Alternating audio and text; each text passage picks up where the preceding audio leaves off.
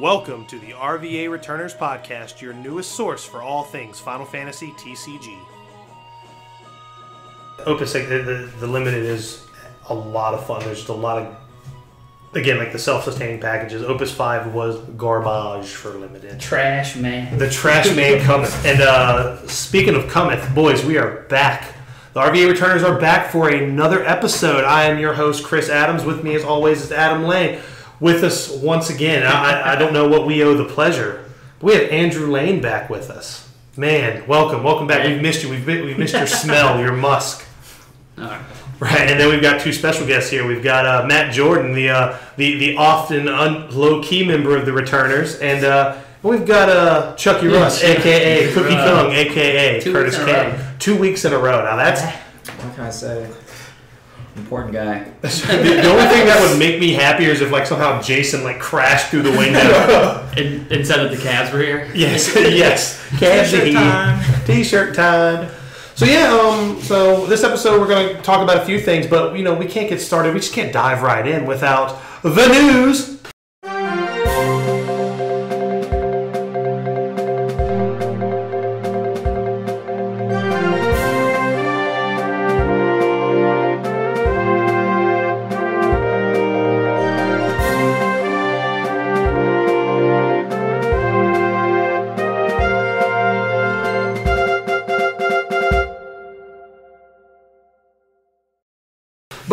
So the news, Opus VI has been released this weekend.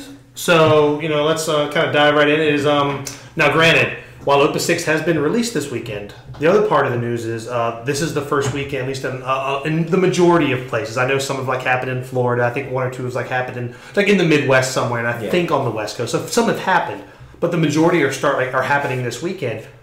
And those, even though Opus VI is out, those qualifiers are Opus V. They're not Opus VI legal yet. So, what do you guys think of that? We're gonna kind of dive into the news real quick. It's interesting. It's probably good because you were at, what was that? Petit Cup, Kansas City. No, that was in Ohio. Ohio. That's what it was. And I was there with you that day. That was a struggle, right? It's could you imagine if you thought this was the best deck and you needed 3 Estinians? Yeah, and you open 3 boxes and you don't have them. And I did hear there were some shipping issues, across the country. Actually, one LCQ got delayed. That's what Cody was talking about that on the Choke Bro. Shout out to those guys as always. I think I agree with you. I think that's the big reason. It's the safe bet to make sure you still have it. I think it's a couple things. I think it's that too. If it was me, I'd be happy if we had one here this weekend because I would just take monsters to it. Yeah, because, why not? Whenever it's a new format, you always have this itching feeling of do I play Opus 6 or I play Opus 5? And then when you want to try something new, then obviously sometimes you get shit on. So yeah, I think for players that got really close to qualifying and still aren't qualified yet, would rather have their first qualifier be Opus 5 just because they're already familiar with the. They're more comfortable on it. Because now, next weekend we're going in and it's gonna be hard to figure out what to expect. That is very true. But the thing is, when that happens, though, like Curtis was alluding to, most people will either tend to play a mono deck or a deck that's pretty much already established, add 1 or 2 new cards, and they'll just let that ride. I mean, that's pretty much what I did in Ohio. I played Fire, True Reliable. All Reliable, and I had 6 new cards in it, and there were 6 really good cards. But so that's kind of happening this week, and good luck to everybody playing. Sure. Hopefully the best players win, and we'll see. Unless you're on monsters. Unless you're on monsters, you can go right to hell, or you can be the second best player and win somehow, or even 5th best. Yeah. But good luck. We'll definitely see you guys in that. So good luck there. But also, the big news this weekend is Opus 6 is here. We've got legit boxes in hands, cards in hands. We're cracking packs. We're living the dream. Cracking cold ones and cracking packs. We love it. Now, I know this time, me personally, I was going to go in on a case, but then I was like, really at the end of the day, there's not a lot of cards in this set I want to play. So I was like, I think instead of spending the few $100 bucks on boxes, I'll just buy the singles I want, and then in our weeklies, I'll just get packs from my winnings or whatever. But Adam, Curtis, and Matt, I believe you guys bought boxes. How were they? How was the? I guess what I'm getting at is here. I know Opus V had really weird distribution. I don't think double legendary packs are still a thing. I think they're still not back? Yeah, they're still not back. It's not from what I've seen. Yeah, I never opened one either. Oh wow. So was this more closer to how Opus 5 was, where the box is like quasi-map? Like, could you go down to the bottom pack on the right? That didn't happen for my box. I didn't notice it either. I'd say the one thing I noticed is that, and I think this might have to do because the set's smaller. Sure. You pull a lot of the same legendaries. Yeah. I don't know if that happened to you or you. Yep. But like, I have play sets of a few and 0 of some others. Yeah, you were saying. I think both of y'all got All like of you 0 guys. ciphers in your boxes. Well, this time, instead of just taking like boxes out from like the left side or the right side, I actually alternated this time. Mm-hmm. And doing that, I got almost everything. So like, I think with each case, like you'll get almost every single legendary in it. Mm-hmm. But like the way that you distribute the boxes, I think will be a little bit different because like I went like alternate 1-1-1-1. So I got like I got 3 ciphers, got 2 Kujas, I got 2 Renoas, 3 Minwoos, 3 Zidanes, and 1 Estinian, I think. So I think there's like in each case, I think there's only 3 Estinians and like 3 Zidanes most of the time. I can see that. Oh wow. Unless you're counting, unless you don't count foils. Yeah, unless you don't count foils. And Yeah. even with foils, like one box, I only had 2 foil legendaries. Interesting. Yeah, that's about par. I think you're gonna That's what I've get seen. you're gonna get like 7 non-foil and then 2 to 3 foil from what I noticed. And I'm also seeing, and this is just from unboxings and from what you guys have said, man. Like, and poor Johnny, poor top 8 Johnny. How many fucking materials did he get? Oh, I think he said he opened 6 in one box, Really? Yeah, that's just Oh, a man. shame. That's a shame. and I think he also has 5 Nidhogs. The ones that I keep on getting is Leon. I have a lot of Leon. Leons. I hate that Yeah. card. It's so dumb. Especially after that, we saw the ruling where it's like Yeah. he's just They they're just just both dies. going to break. Yeah, Yeah. So that's all right though. But otherwise, you've been pretty happy with the distribution. I mean, that's fine. I got 3 Estinians in the first box I opened, Yeah, which is the yeah, one you- that I kind of wanted the most. But Mhm. like, not having any ciphers and not pulling any Renoas or Kujas was kind of a letdown a little bit. But it's Yeah. fine. Like, I'll get them. Yeah, absolutely. Between the winnings and more, there'll be more packs. And Matt, how was your box opening experience? So mine was, like others said, there were certain cards I didn't see. I have 0 Leos, 0 Zidanes, 0 New Minfilia. But Wow. then I have like 2 to 3 of pretty much everything else. Interesting. So it's just, So that just seems like the status quo. yeah. Well, actually, for my case, I didn't see any Leos for me, actually. 0 It's Leos weird. out of your Well, case. all the boxes I got like 1 Leo, but because of pre-release, I already had them, so I didn't Yeah. really care. Yeah. But like, I don't think Steven got any. either. Interesting. That's If he very did, he interesting. didn't tell me. So we're trying. I guess with that being said, we're gonna have to figure out here what legendary is like the wall in this I one think for there's us. 3. I don't think anything's wool right now, but I think there's Not yet. 3 right now. I think and that's. Well, I don't mean as far as playability goes, but like the one that like for some No, reason that's I- hard I- to find. Well, I opened 2 in I- pre-release. Yeah. cards, yeah, so- I think that depends on who you talk to, right? Yeah. Because even with Wool, right? Like he pulled 3, he pulled 3. I got one Because in like my everyone's boxes. I got saying, 0. like everyone Yeah. in Fredericksburg is saying that Zidane is the wall, like he's But hard I to get. pulled 4. But I pulled 4. Yeah, I pulled So, 4. like- So I think it just depends on who you talk to. But as far as like price goes, I'd say the ones you want right now for price are Estinian. Well, Estinian and Row seem about the same price Yeah. right now. A lot of people want those, and then followed by Zidane. Yeah, I can see Foil Estinian's probably the highest value. Yeah, when I pulled that, I was like, okay, we're good. Yeah. I'm fine. I think now. that's what like a $40 some roughly. Probably right now, but it'll Yeah. come I down. think Yeah. Foil Renault's also around that. Yeah. same Yeah, price. she's like She's at out there 30. I think too. on TCG player she's going right Well, around the algorithm has 35. them for 30 right now. Yeah. This isn't a lightning bias at all, but Foil Estinian looks better. Foil Estinian. Yeah. Foil Zidane is a yeah. That card was as advertised foil, and the card looks really dope. Mhm. I think all the Dissidia foils look really good, honestly. Anything with like a full art background looks amazing. Yeah, I agree. Well, cool. So, with that's all the news we got this week. Again, like I said, good luck to everybody at the qualifiers. But we're going to dive into our first topic, and our first topic here is, other than like this is the last weekend of anybody playing Opus 5. So now let's we're going to give it that proper send off. We're going to kind of do a little retrospective as far as Celine Dion now. Oh man! Oh, if you got it, man, you better throw it on in there. I don't. I'm sorry. Oh, well, that's a misleading. shame. That's a shame. That podcast is over. Good night, everybody. See, that's what y'all are playing. In my head, I'm thinking hit the road, John. Oh man, Don't you call me? Dude, and I'm glad you said that because Opus 5 is pretty polarizing for some people. Like Jason was a perfect example where he hated Opus 5. I broke everything. It's fine. He did. Yeah, Like, Jason straight up did not like Opus 5. It was all big fat dudes. Yeah, you could just look at his face, and his face was just emotionally drained. Mm-hmm. He just looked sad all the time, Yeah, it was because he likes playing like weenie type decks, and I hate it. And- It's so annoying. and Opus 5 kind of dumpstered that for the most part. No, absolutely. And but you know, we look around the table. A lot of us had really strong tournament results around Opus 5. Like I know for myself, I had top 4 performance at the Kansas City. You got me doing it now too. The Ohio Petite Cup, top 16 Crystal Cup Boston. Won a few locals. Top 8 at a couple not weekly tournaments, but like top 8 at a couple. I won a couple locals. Top 8 at a couple locals. So the consistency was there. Yeah. And that same goes for you guys. I know, Matt, I felt like you shit on us like every week at the locals. I think I only lost one, and it was to Adam's Was there a Fire Earth deck? Oh, the trial deck. It was the trial deck, yeah. Was there ever a week, Matt, where you didn't top? I don't think there was. I don't think so, yeah. Was there ever a week where you had more than one loss? No. Yeah, Matt just dumps it. He comes on a Tuesday. He was right outside of the top 16 at He sure was. Yeah, he finished 43. That's why you played 49 purple cards. That's right, and 1 dark card, and then Adam, how did you? I know you had a pretty good run in Opus 5 as well. Yeah, I mean, Crystal Cup Boston, I got like 24th or something. Just missed the cut. Won the Kefka Cup, which was pretty cool. I think that was Opus 4, like right at the end. Oh, you're right. No, it wasn't right at the end. That was Opus 4, but still, it was close enough. Got second at Zorn and Thorn. Yep. Top 16 at Kansas City. And then like locals and stuff. I've been top 8 local tournaments. Usually. Weeklies, absolutely. So again, you've had the same kind of success, Drew. I know out of the woodworks, man. You would just show up and just win a tournament. Yeah, I mean, I feel kind of bad, I guess, about the big one that I won because I ousted Curtis and Adam's deck before. It was like kind of wanted to be ousted. It was already a known thing. Yeah. Like, even then, like not a lot of people are ready for it anyway. Yeah, they weren't, and it was like, and I mean, I'll talk about that for a second because it was actually kind of a funny situation.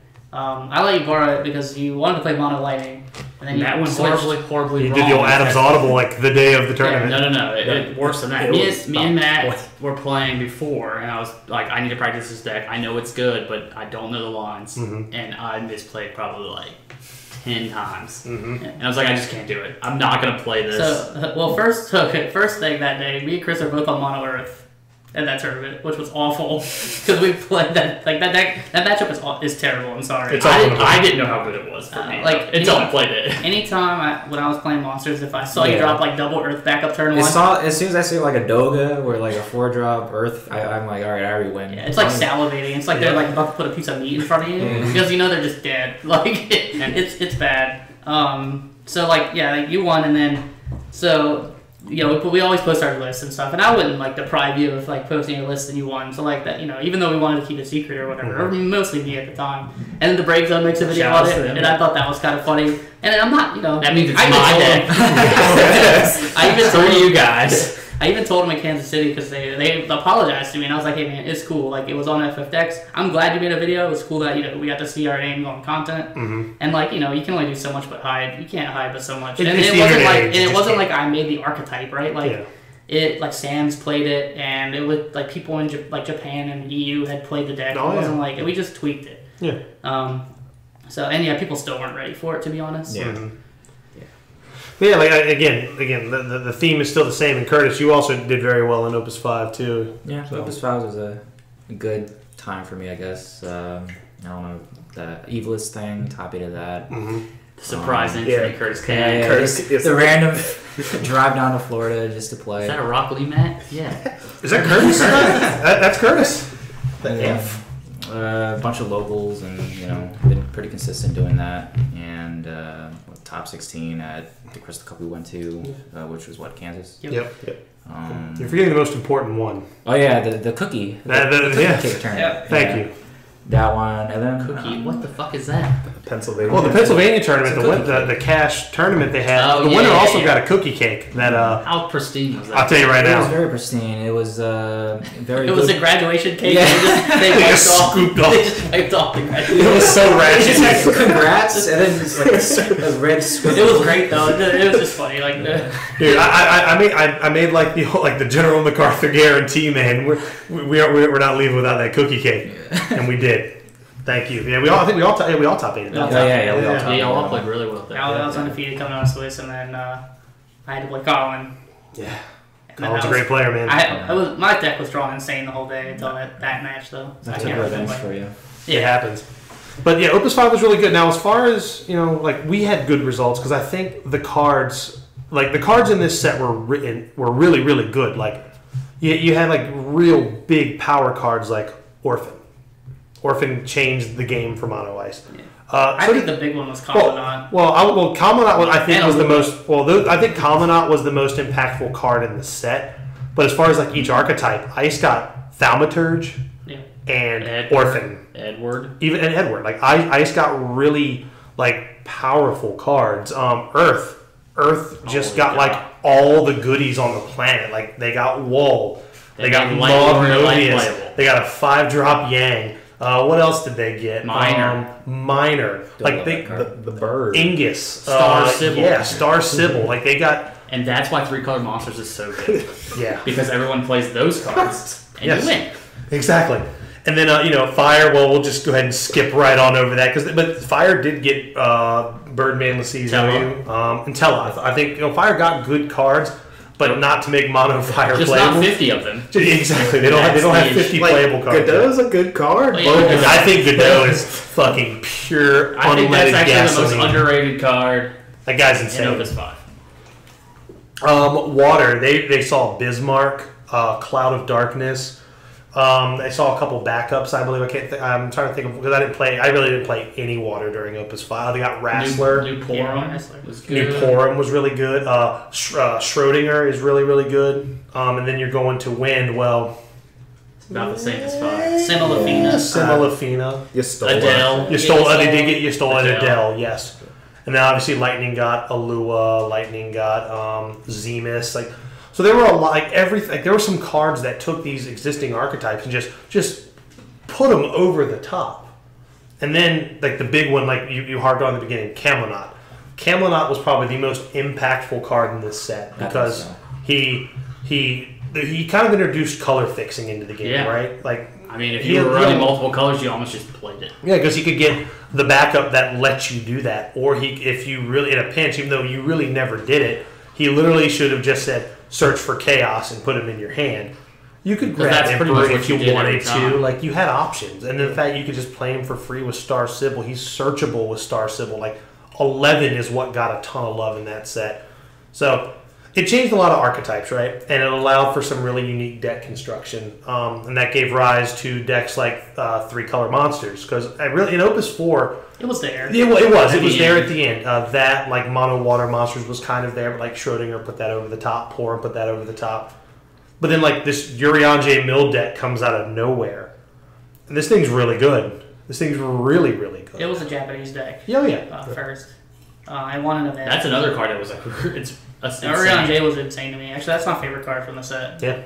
By far. I mean, and Leok. So those two cards are both from the set, and those two pieces together. There's your win card right there. Leark. Yeah, I forgot. Yeah, I don't play green cards, and I am now, but back then I didn't. But just those two in the same set. That just tilts me. As it should, man. Is it Layak or Layak? Layak. Okay, I keep going R in there like a dum-dum. You blow that thing up, then you swing. But that's what I'm saying. You have to play Fire, so I mean, I don't know who really wins in that situation. The win player, probably. Exactly.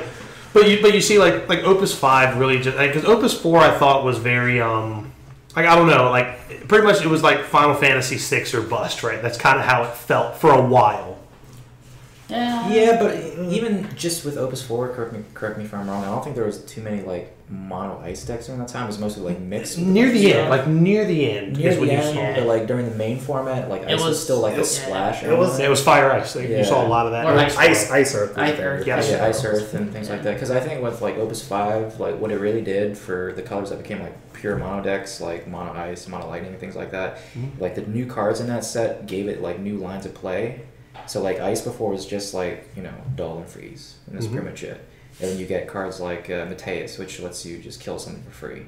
And then you get cards that, like, let you discard, so it makes the discard package more viable. So you're able to play, like, multiple ways with that deck. And then you get, like, Water. They get, what, before it was just bounce and then draw. And then now they have power reduction with Bismarck. So you're able to play it more flexible. And, of course, Water's always good. So that still had, like, multiple lines to play to it. Now you get Fire, which got nothing, basically, which was just, like, you do more damage. Your guy's more big, But that's already what the color already has. So it didn't introduce anything new. So I think that's why like it never like fully came on by itself because there's really nothing new to do with it. There's no like new ways to play the deck. Same thing with Wind. Like everything was just like reactivate all your stuff, but you still have no removal. You still have no monsters that can actually stay there and block. It's just like everything else though got like Earth. Big beefy dudes, sure, but also now you can ignore X-Bursts and you have all these different options, all these different cards. Like with those cards in Opus 5, those colors became better. So hopefully with Opus 6, I think Wind got some better cards, so hopefully they make the shift too. But I think that's just why Opus 5 was better for those colors right now. Yeah, notice how I left fire off that list. Yeah, because it's unfortunate because they got some good individual cards, but again, I even think the Opus 5 Light and Dark cards were. I mean, obviously Camelot, and I thought Light Vaughn was really solid. I actually think they're not bad. Yeah, like I rode Vaughn to victory in 2 big tournaments. And Open Arch is playable. Yeah, and that's kind of funny because that was one of the things I know when the set first came out. Like everybody was like, "Oh man, this guy's a time walk. This guy's gonna let me take an extra turn." Like it was a gimmick, right? And it never really went anywhere. Yeah, I remember. I think I told you when it first came out. I was like, "This dude's not gonna be that good." He costs 6. You have to run more than 1. He's a dark card. Yep. He can't die. I tried it. No, I did too. Like that's the deck I played in the Evilist tournament. It's pretty much like Earth Wind, but it was about Time Walk, and it was pretty consistent. Like it worked well. It's just that it's too risky to play in like an actual tournament because like you don't obviously know what they have, but like if you can make the call and you do it, you feel like the best player in the world. Yeah, but, and then when it does the other way, but if it doesn't go your way, like you time walk and you get double cockatrice. Yeah, something like that. It's just like that makes you cry. And I also felt like in Opus 5, I feel bad for Lightning because I feel like Matt found himself a new Bay in that set, and I believe her name was Alua. That card is dumb, by the way, but it was weird for Lightning players because at first people want to play Lightning aggressively, like you had the Lightning package, but in Opus 5 that package just didn't work because one, you were still so undersized, and then like you had to actually be able to deal with other forts, like you had to actually use removal, so you started to see a shift toward like a slower mid-range because that's where Zemus and the new Ramza really shine. Like you wanted to build your backups, about for sure. and then eventually like you had to get bigger, which is why you probably never dropped Hildebrand because you needed like a 9K blocker. Absolutely. But even then, they got some stuff, but it wasn't to the same extent that Water and Ice got. So that was like Lightning. They just kind of lose steam. Yeah, I think Ice pushed Lightning in that direction because like Ice being good and Thaumaturge being really good, you don't want to play fast with them. No. They're going to kill you.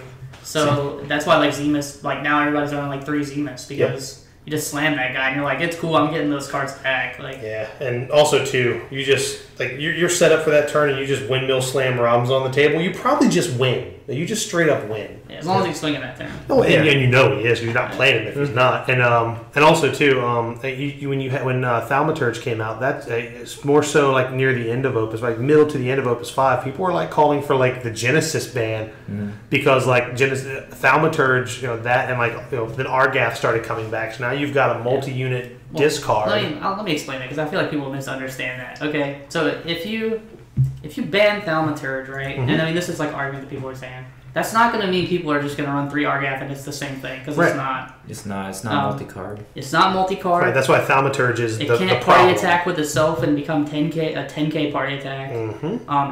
The reason Argath made a comeback is because Thaumaturge is played. Yes, and absolutely. and they're trying to push that thing of like I'm going to play 3 2-drops turn 1 and you're just not going to get to play the rest of the game.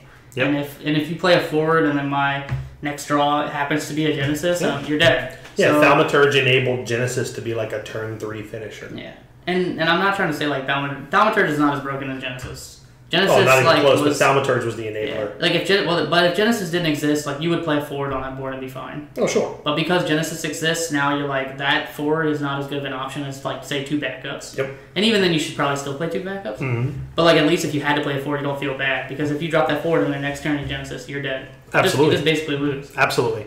And that just shows the power of some of these cards. Just a card that seemed very unassuming. 2 mana 1K. I think like in the beginning of the format, people were saying Thaumaturge wasn't that good. That was a mistake I made. No, I think we're all just like, this guy's nuts. I think we even said it like in our list, like, it's fine. Whatever. Yeah, I took Mono Ice to Boston. Like that was the deck I played and had 0 Thaumaturge in it, and that was dumb. Like I shouldn't have done that. That was stupid.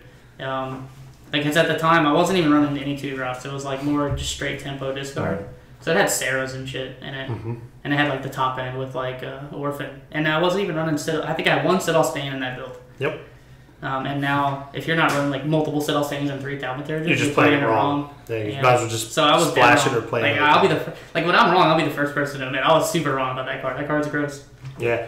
So with that, what was everybody's favorite deck they played during Opus 5? I'll start with. There's no. Ours are probably the same. All three of us. I don't even need to mention what mine is. Fire Ice. I loved it. Saw a lot of success with it. I think we know everyone's. No, we don't know Matt. Oh, Matt, what was your favorite deck to play during Opus 5? My favorite deck to play is actually Water Earth Warrior of Lights. That was a fun deck. That was a lot of fun.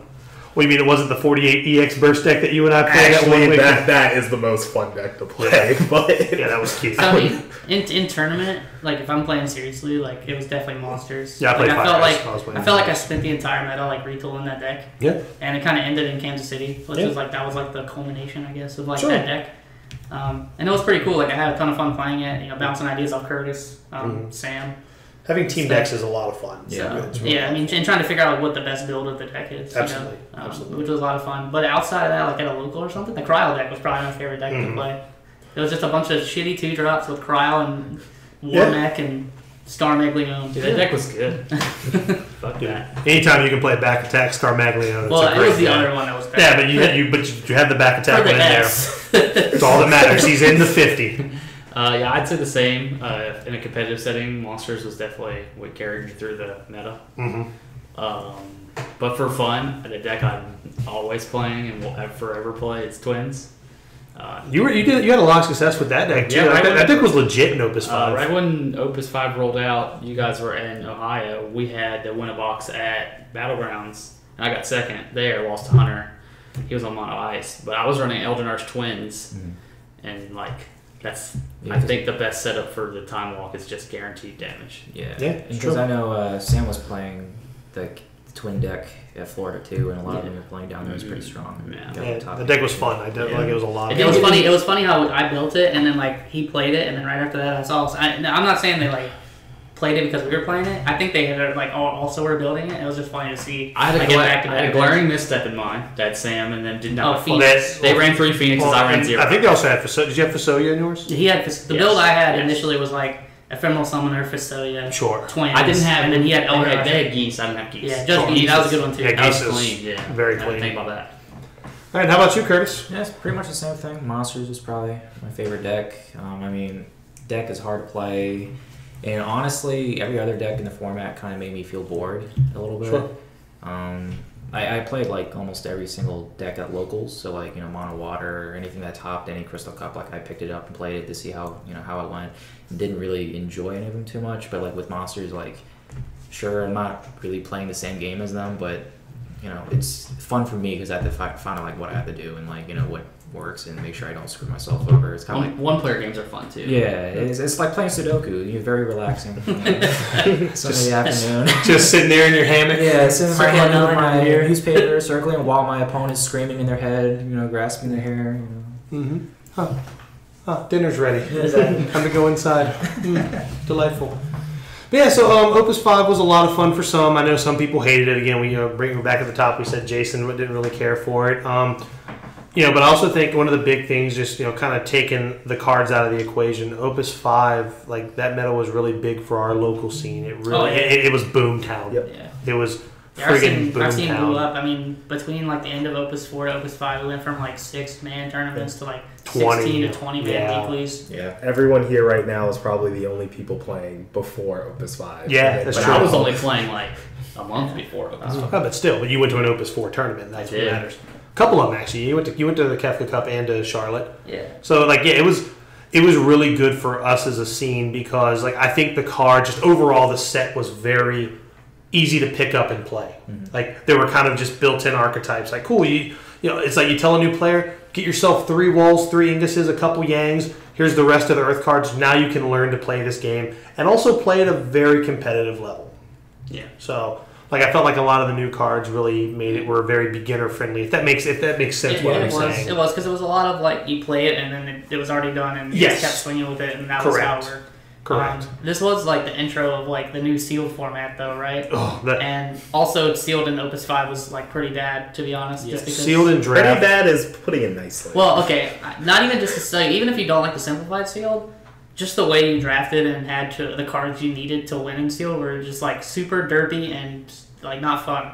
Yeah, you drafted a Birdman or you pulled a Birdman in your sealed pool, you're probably going at the worst 3-1. At the very worst. Elder Marsh was the dumb. Even just Van, they play it and you kind of stare at it as like, well, I can't kill this, so I guess they're going to draw like 5 if you got a Rex and a Vaughn in your, you were living the dream. It was pretty good. I remember mine, like, I won pretty much because I was like, oh, turn 1 Arya, turn 2 Wall. Have fun. Yeah.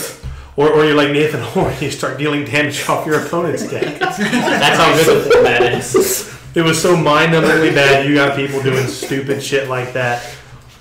It was worse to draft. Oh, it was awful to draft because you literally would just grab a doofy. Oh, you open the pack. It's like, oh, look at this big doofy 5-drop. Well, my guy's bigger than yours. Yes, I'll pass that along. Like, there's a reason I got a second foil Y'shtola in Boston during a sealed event because Y'shtola wasn't a big doofy 5-drop with a 9 or 10K asshole. So you just, cool, I'll take this guy for the win. You can have that foil for the financial win. Don't give a shit. Hey, I'll take the financial win. Oh, I did too. That's why I was like, nope. Yeah.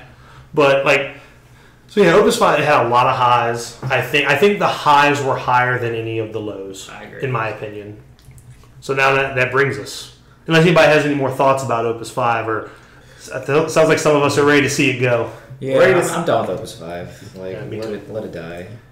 Yeah, I agree. Even though I enjoyed the deck, let it die. Yeah. We want that new shit.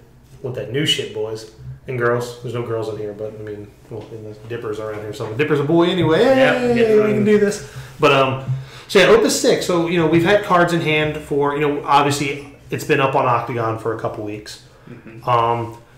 It's come out this week and people were having stuff on Thursday, but prior to that, the set had been revealed and people have been proxying. So things are happening. Decks are being built. Archetypes are being established. And I bring up Octagon again because what I've noticed here, like more people are on it, right? Octagon has got a really, like more players that want to play competitive are on it. So what you're seeing is you're kind of seeing a shift there where it's kind of becoming like Moto in a sense where people are jamming deck archetypes online and they're just... like they're winning, or they're like, wow, they're really onto something there, and that's a lot of times what happens in Magic. They'll have a deck archetype shows up on Moto and just starts slamming, 5-0ing leagues and stuff like that. And it's like, hey, this might be the next big thing in Standard. Next thing you know, you're going to a GP or a Pro Tour event or something. That deck makes that deck's 5 out of the top 8. So it's like, okay, so somebody was there. People are usually get on this stuff on the ground floor, and I think Opus 6. For a set that didn't have a lot of cards I was excited about, it brings a lot to the table. So we're going to talk early impressions. I'm going to start with you, Matt. From what you've seen so far, what do you think? What do you think of the set so far? As far as like when you're putting constructed decks together, like, what are you thinking? So right now, what I'm thinking is cracking cold beers for the boys. That sounds like a great idea, but I think Opus 6 is going to allow to bring back a lot more dual color archetypes that we haven't seen since probably the Opus 4 time. Like, I'm really excited to actually see people playing like Water Ice again. I'm excited to see other types other than like Wind Lightning now has some more new tools to work with. Like, I'm thinking that yes, certain mono decks did get stronger again because I don't know why you keep making Ice better, but yeah. He's got some good cards in the set. I'm just curious to see how things will evolve because, like, right now, at least, I've been building like 2 archetypes right now, like Wind, Water, Vikings, not Gullwings. I think Gullwings are bad. Sorry, but I don't even think. I think if you play Gullwings, that shouldn't be the colors that you play. Yeah, I agree. I agree with that 100%. And then I've been on Ice Water as well because I just think like right now, I'm a player who likes to like have card hand advantage, and then eventually I'm going to get my answer before you do. Correct. Which is why the Viking archetype has been so interesting to me recently. Really cool. And you're seeing a lot of it on one of the big ones you've been seeing on Octagon recently. It's the deck I recently. wanted to build when like This is when I first saw the full set. I wanted to do something with like Layla and Opus 4 Viking. For Yeah, sure. Layla, then they spoiled a little ice legendary called Renault, and it was like, wait a minute. Well, I can blink my Viking and draw 2 cards? Whoa. Well, there's other things you can do with it as well. Like, you can just do that. Because you get it on the turn it comes in, but if you do it on the same turn, yes. You're netting 3 off the Viking existing in the deck, yes. If you want to go the ice route, but then if you also have a bunch of guys really low to the ground, so you can turn it into like a water wind Zemus, just make it unblockable. That's my current build. So there's a bunch of 1-drops. I'm just like, okay, I can't do with this. With Shemaze, And then unlike Zemus.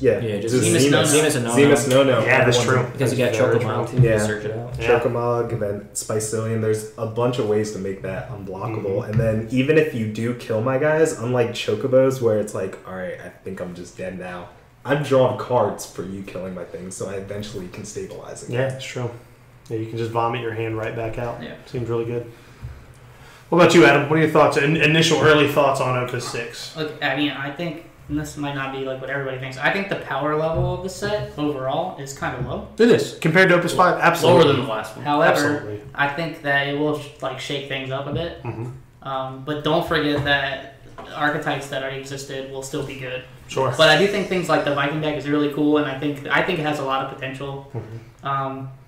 But I think there's going to be some also like old decks that are just going to get better. Like I think Mono Lightning got better. Yeah, I agree. I think Mono Ice is about the same. Like, I don't really like. I think they got some nice new cards, but I think if you're going to play like Tempo Discard, I don't really see a lot of things getting added to that. Turbo Discard maybe got like 1 or 2 new cards. Yeah. But maybe like some new Ice archetype comes out, and that'd be cool to see. Something different. I think Water's like Mono Water is kind of the same. Like either you're playing big dudes or you're playing monsters, probably.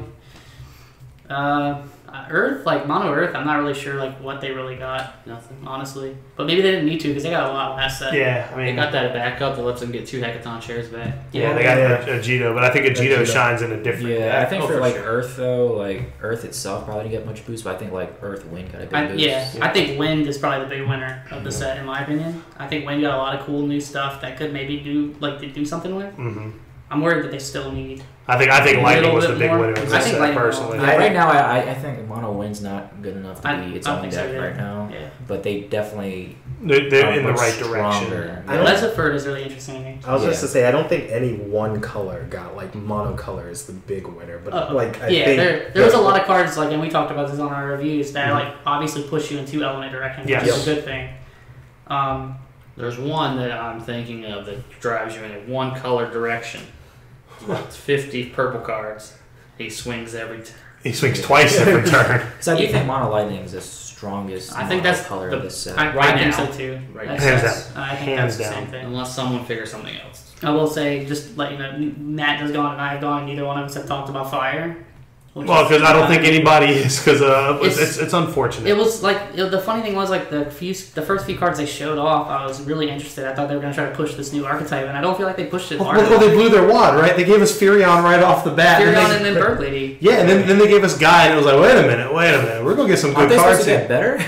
And then it was just, Yeah, I mean, they got some cool cards, but they just didn't get enough, I think. Yeah. Like, Illusionist is really dope. I think Illusionist is an awesome card. That card is...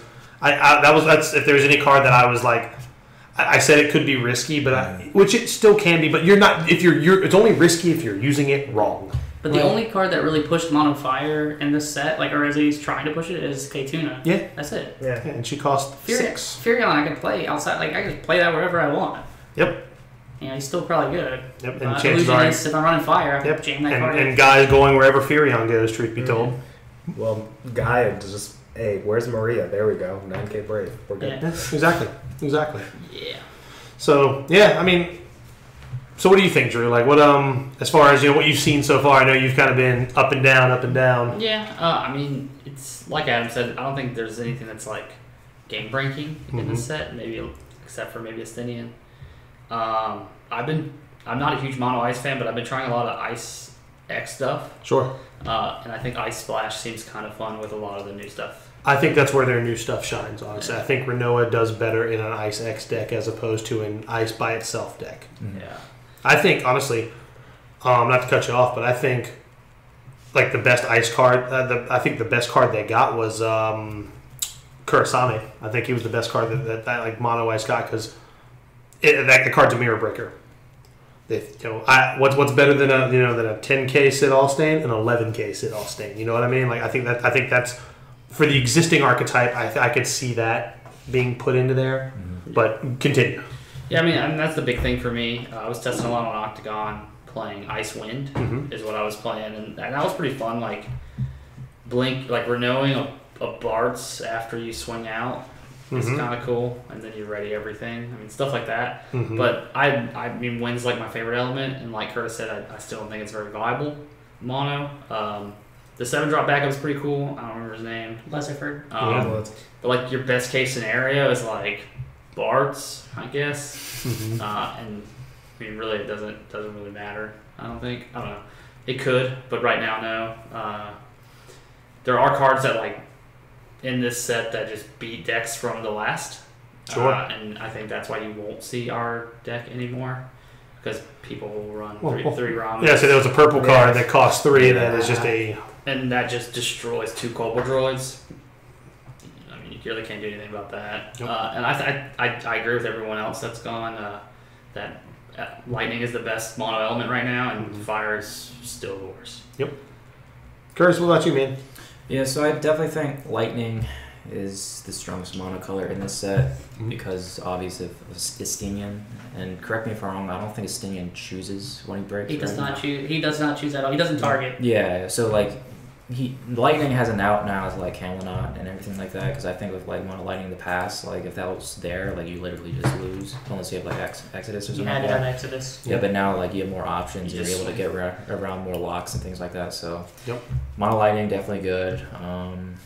Every other color is definitely good. Every deck that existed previously is buffed in a little bit. And then to be honest, I think a lot of the sleeper decks, I guess, or like the tier 2 decks have potential to be really good depending on how the meta shifts.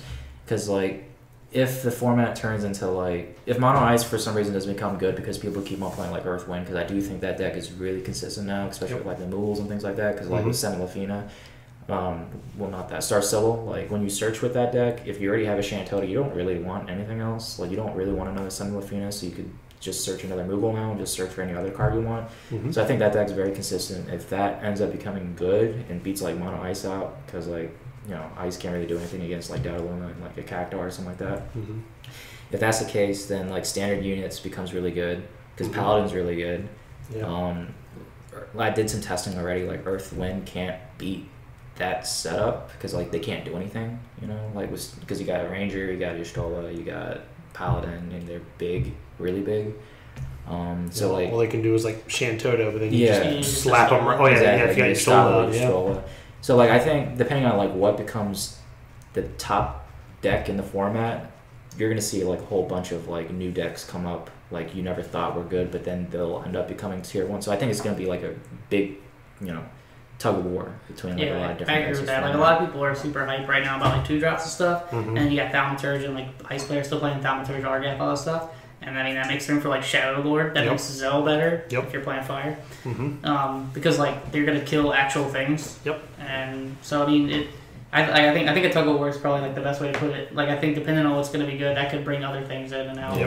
And like even with like mono wind, like I agree with him. Like mono wind is forgot not your name just now. No, I didn't. But mono wind is not good by itself, right?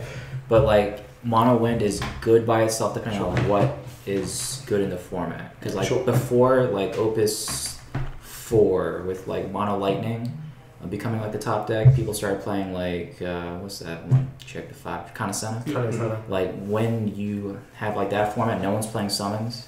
You play Kanasena, and that deck did really, really well. Because you literally can't beat that deck if you don't have summons. It's really good against mono water monsters. That deck shits on it. So like if that kind of thing happens in this format, like you can still play that deck, and then the Gold Wings would be good in that because like you play 2 of them on the board like you did in pre-release, and there's no way you can kill other than battle. So if it's hexproof, then they're gonna be big, so you're gonna be fine. And if that doesn't turn out, then you could probably go to like aggro deck with like Paul and stuff like that, and depending on what else is good that format, people are playing slow, then that would be really good. So I think mono win can be good only depending on what other people are playing. So. Yeah. Well, it kind of happened in Opus V too. Like, correct me if I'm wrong. I think Okamoto won the first tournament with Ice Earth, and then after that, you started to see a lot more of a shift toward okay, if they're going to be setting up for the early late game, then I believe the rise of mono water started to happen around that point. And then okay, now that mono water is becoming a thing, hey, well, I know we're circling right back to ice, but there's this really good summon. Not what's the actual Doom Train name? Oh, Glacia Labolas. Yeah. Yes. Yeah, it is. Like, it is going to be kind of a tug of war. Like, I think Curtis really hit the nail on the head here with that because there is a lot of unknown. There are a lot of good cards that can potentially create new archetypes. Again, like Layla is like a huge. She's the reason that archetype can be a thing. And then you see Renault and it's like, hey, wait a minute. These cards are kind of becoming the backbone of a strategy that, really, I feel like some of these cards are like they're that one piece that puts it over. You know what I mean? It's like in a fighting game when you give somebody you change the frame data on one normal, all of a sudden they're a much better fighter. You know what I mean? And then and I agree again to Harper on that. I think Lightning hands down got, as far as monocolors go, I think it got the most love. I'm a big fan. Nobody's mentioned yet the Arisha, the one that lets you. Arisha. Yeah, I think she's a great card. She's been in a lot of my decks. Yeah, I think she's really, really good because she can just, pitch a summon that you don't need to get you one that you need. If you think about it, she's kind of fair. It's she's super fair. 4 CP to She is super, super fair. Because you're pitching a summon and you're tapping her and another lightning backup. Yep, and she's super useful, and I think she's just a very useful card in general.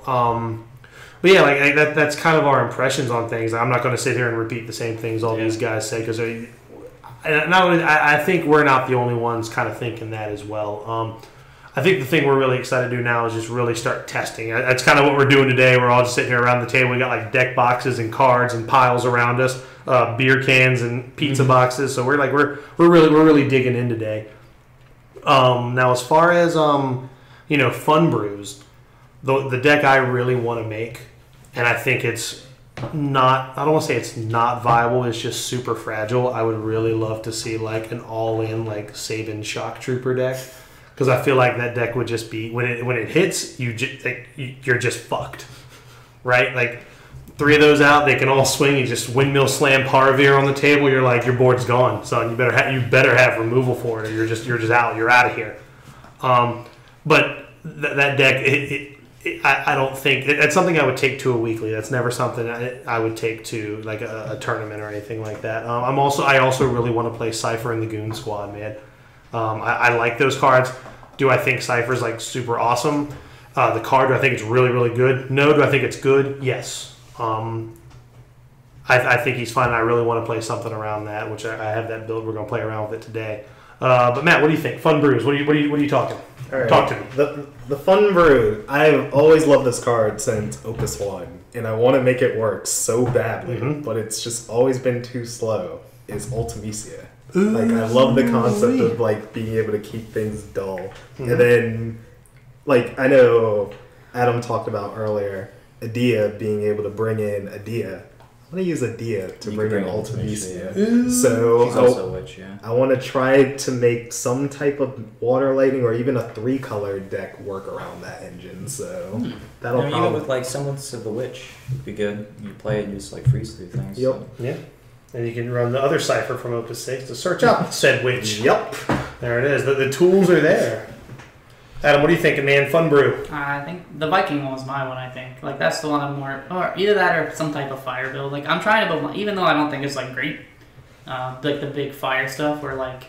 I have a build today. We've been messing with it. It's been okay. You got, Sabin's really good. Sabin's always good. Birdman's really good. I want to play Bird Lady. She seems fun. Right now, it's, like, more to, like, the Bahamut build. So it has, like, Caius and Fang.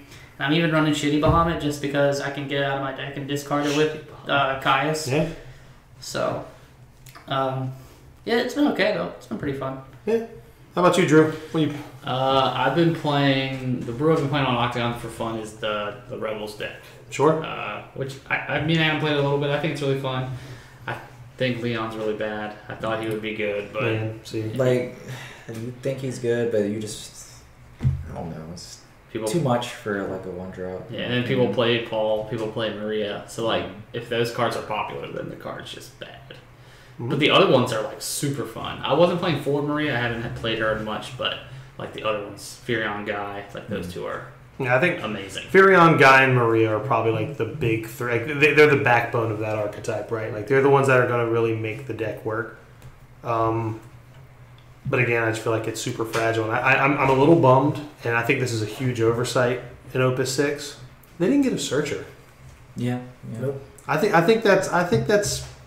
I'm trying to figure out why They did get a searcher. It's a 5-cost water backup.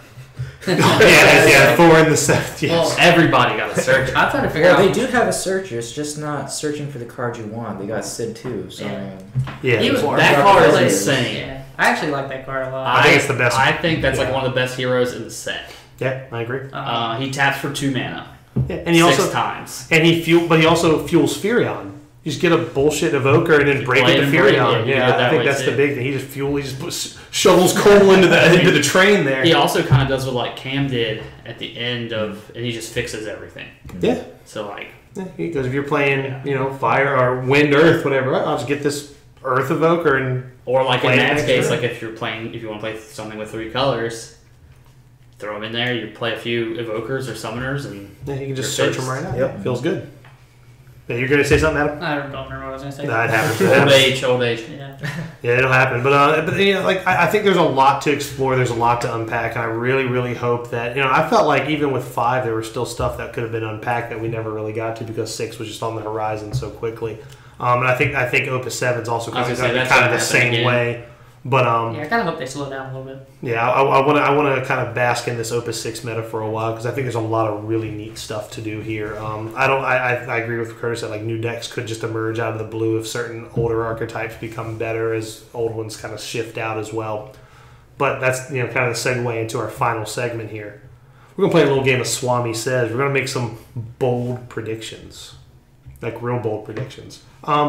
They could be popular opinion, they could be unpopular opinion. Doesn't really matter because I know, like if you go back and listen to one of our podcasts where we go through the Opus 5 spoilers, we're pretty spot on most of them. Granted, cards like Thaumaturge we didn't even get up to bat on Edward. We didn't even get up to bat. We just on didn't that care one. about ice cards. I was still shitting on Edward when set came out, and I mean, yeah, like I said, I'll be the first to admit when I'm wrong. Yeah. I was wrong. Yeah, I know you and I got into a little tizzy, not a tizzy, but like a quasi like because we get into in our group chats we get into like heated arguments. They're not arguments. Like we debate like the viability of certain cards.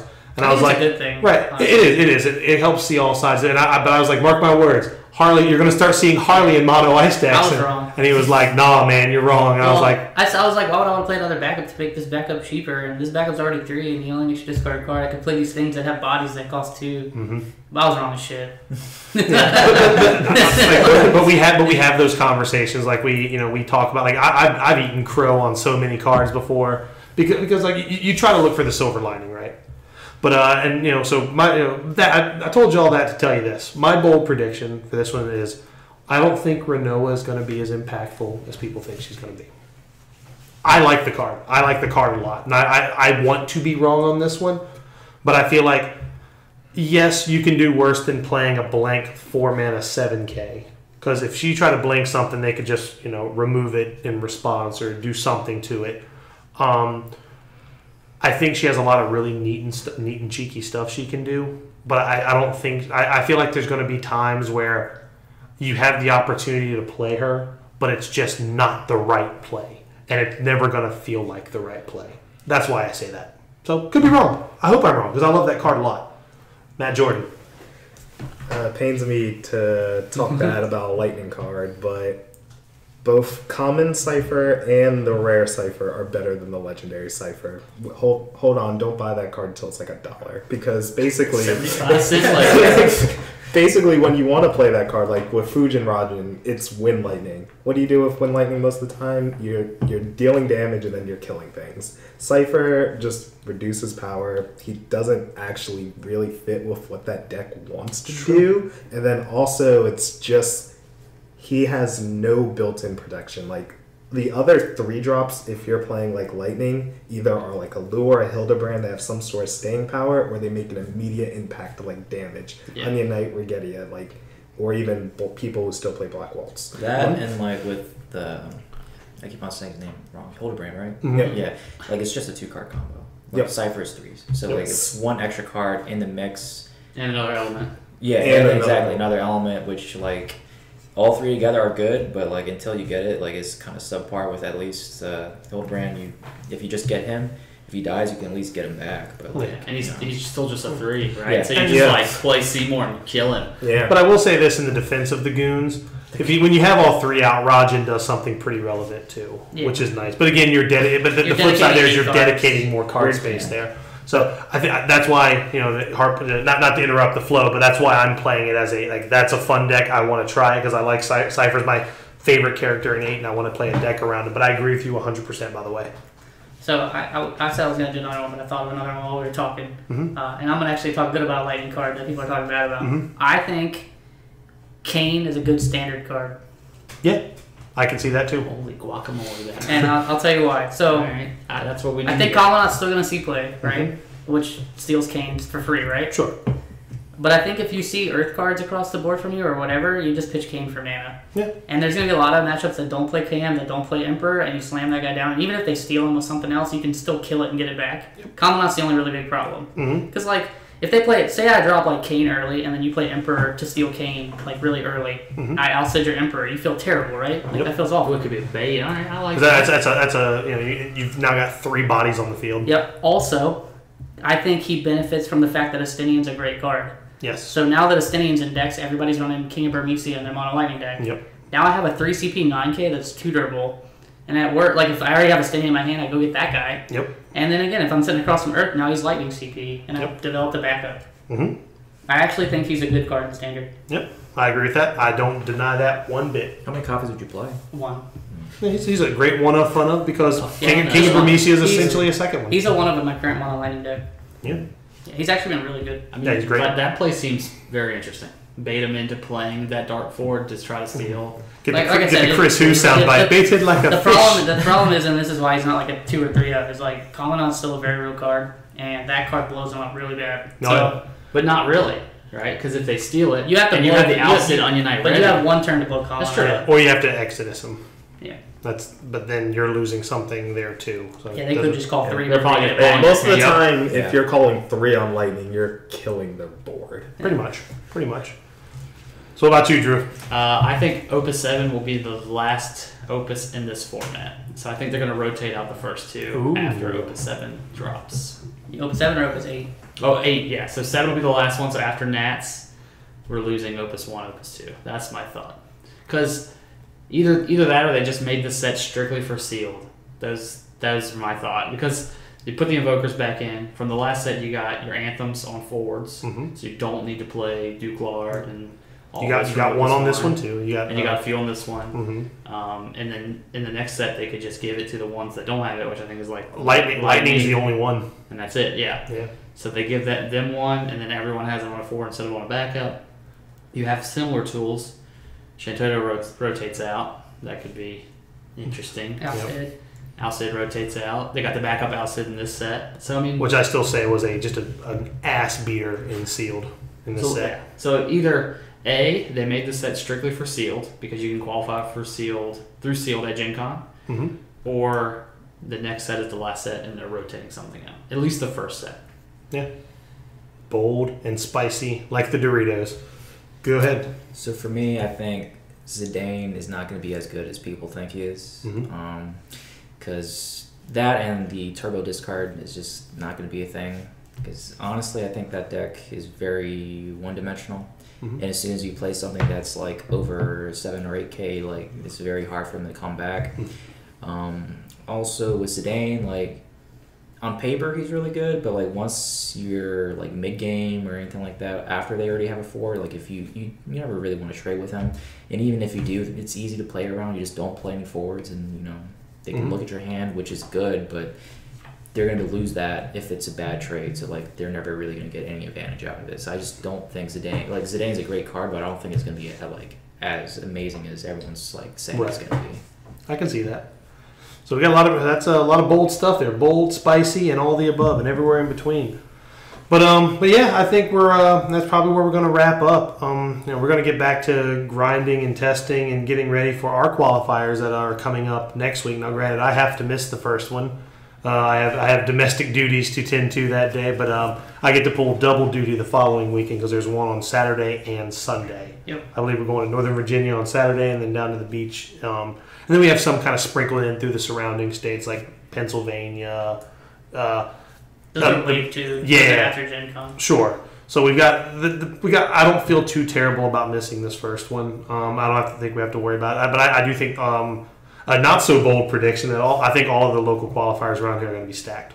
Yeah. I think I there's think we a lot have some of the harder ones to win. I agree. really do. And then, back in your hobby place, we've been telling everyone to go. So, like... We've been doing the same thing. Yeah. It's stupid not to. Pretty sure there's going to be at least 30, 40 people. That'd be awesome. I'm okay with that. Yeah, I'll be good with that, too. I definitely want to make the qualifiers, meaningful. Not taking away anybody who had the awesome chance to go to one that had like 7 or 8 people at it. So you could just kind of waltz right in and waltz right back out. 2 rounds of Swiss, make the top 2 cut. Waltz in, say, I'll take though. this trophy and qualifier, turn right back around, and you've killed 2 hours of time. That's like 30 minutes per round. That's an hour of hard grinding. Like, that's a lot of work, guys. Yeah, but a win's a win. I believe Vin Diesel said it best, whether it's an inch or a mile. Oh my god. Yeah, Too soon, Junior. Yes, and we'll go ahead and end on that. So, guys, thank you for listening as always.